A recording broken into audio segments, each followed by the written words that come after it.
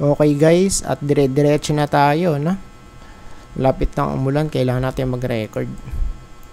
Mahirap na mag-record mamaya pag umulan na. Stock update lang tayo, ayan. First video. And this video guys is kumbaga, to? Random, pero wait lang. Baka meron na tayong nadaanan dito before. Ayan. So, wala naman, I think. Ayan. So, video. First, nag-rally. Tapos, possible, retest ulit dito, sa may resistance natin. Malapit sa 142. 143. Check natin yung overall. Ayan. So, ito yung kanyang overall structure. And,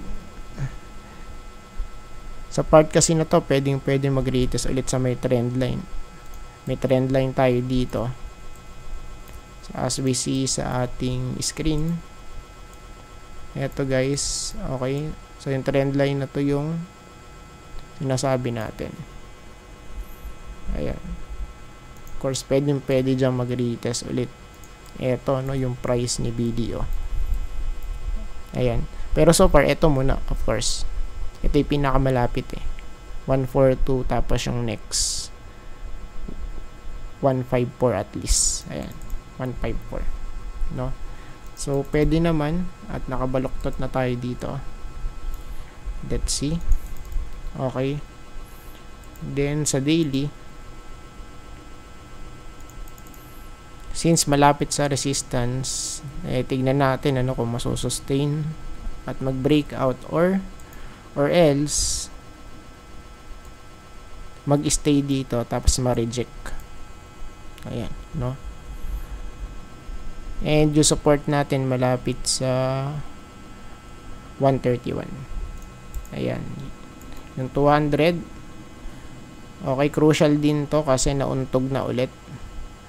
Multiple retest dito pero hirap 1. Tapos ito yung pangalawa, tapos ito yung pangatlo. Ayan, so tingnan natin Ayan, pero pag nag-breakout, magandang pangitain yan. Of course. Ayan, kasi may chance ulit na mag-breakout sa resistance na to. Ayan, no? Tingnan natin yan. Then, next one, MER. Meralco. Check natin sa weekly guys, no?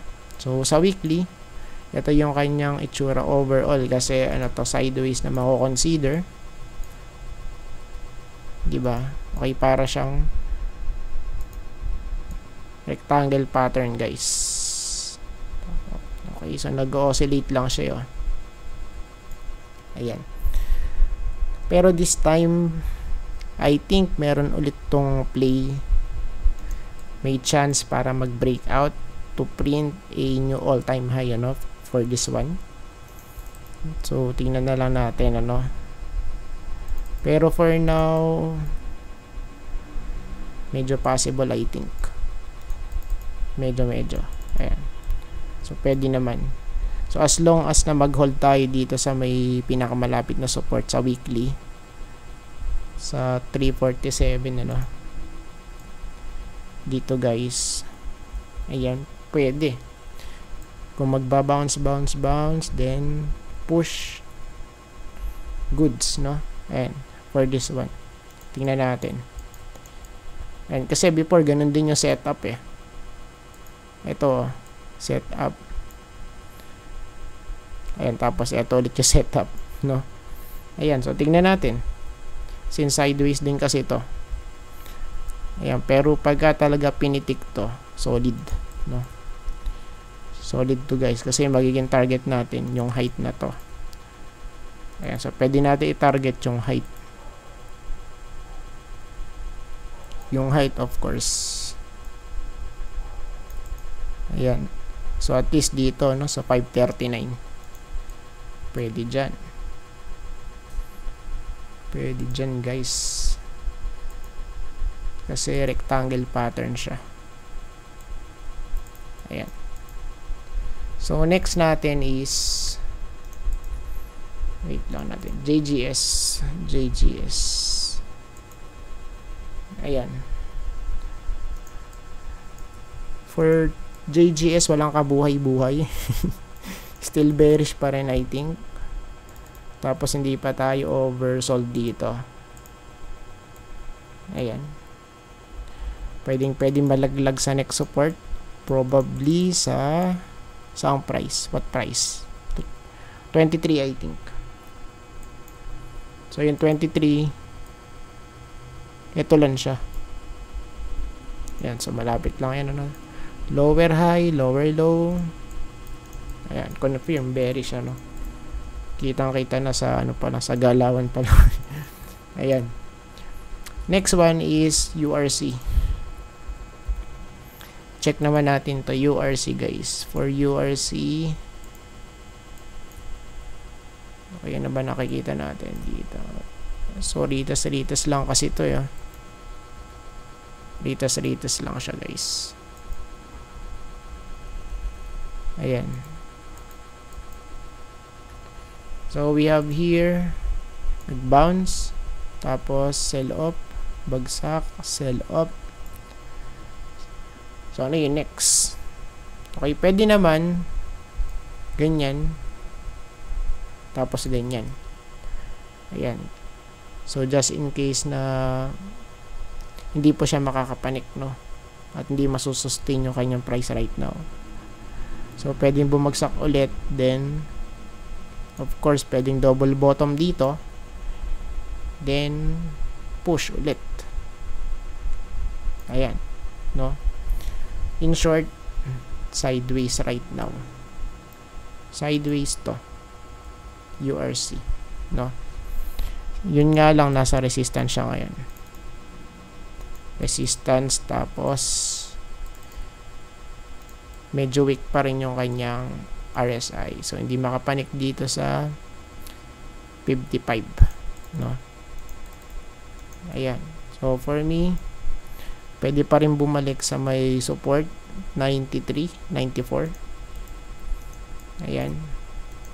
Let's see. Then, yung next RLC. So, last two na tayo, guys. RLC.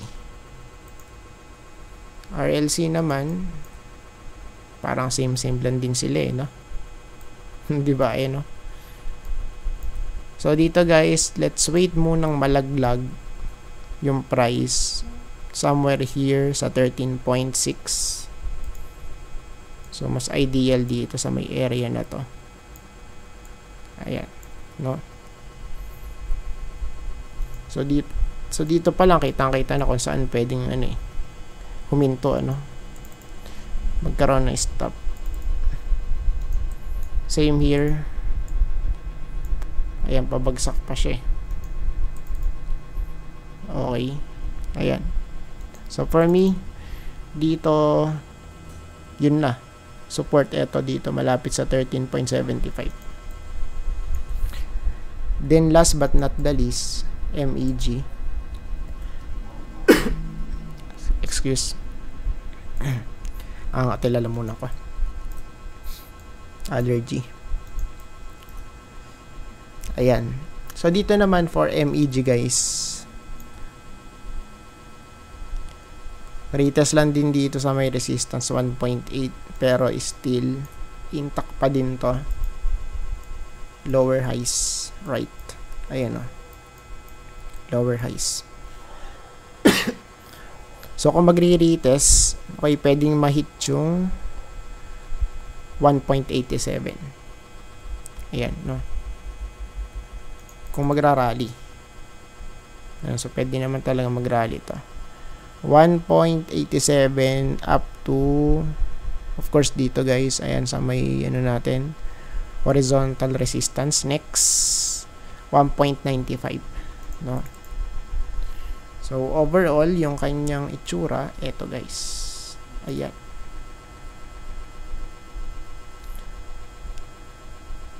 Ayan, para siyang ano, no? Para siyang JGS ba yun? Di ba kamukha? I-check nyo na lang, no? Parang kamukha siya, eh. Yung kaninang na ano natin, na tackle natin, ano. Ayan. So, same lang din to. Then, sa daily, check natin. Ayan. Of course, ang pinaka-crucial dito yung 200. Ayun, no. May confluence dun sa may next resistance. So, just in case na mag-break out, pwedeng mag-retest dun. Malapit sa 1.95. Ayan. So, at least dun sa 1.93 para ma-hit yung 200 day. Ayan. Dito. So, I think tapos na po tayo, guys. At maraming salamat po sa panonood. And see you po sa next video. Bye-bye and God bless.